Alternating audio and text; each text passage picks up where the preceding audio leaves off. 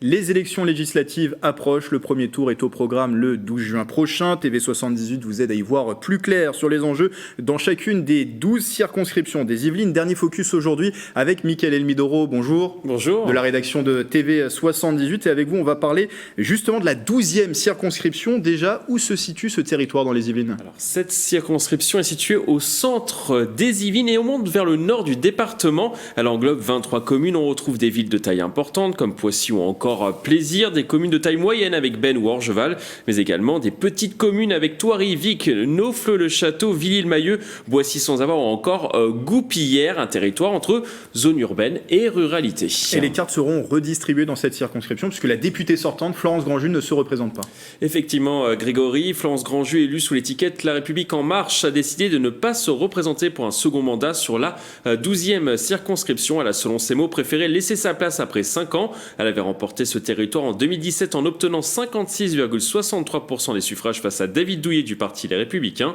Une vraie surprise à l'époque puisque ce territoire votait principalement à droite. Et du coup, qui sont les candidats pour ce scrutin? Alors, le parti de la majorité présidentielle ne compte pas abandonner cette circonscription qui lui semble promise aux élections présidentielles d'avril dernier. Quelques exemples, Emmanuel Macron avait réalisé 31,28% des suffrages à Poissy au premier tour et 75,2% au second.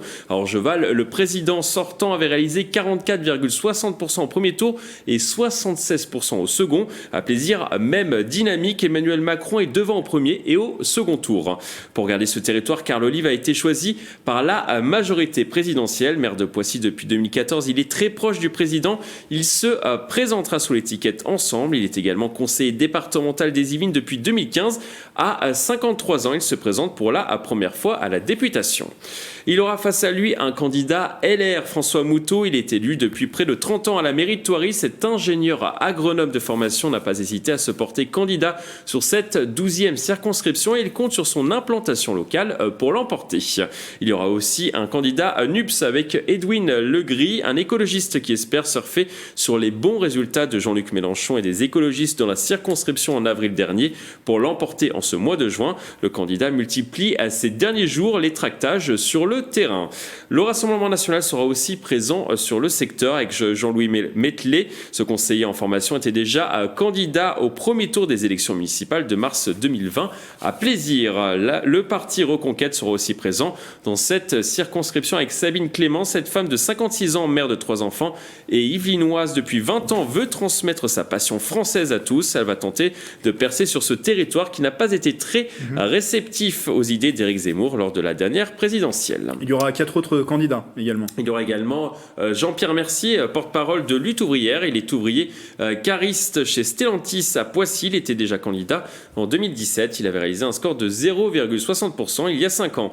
Le parti animaliste sera aussi présent avec Mathieu Parentoen, un protecteur du bien-être animal. Il espère faire 4% sur la circonscription avec ses propositions. Il veut notamment interdire la chasse à courre.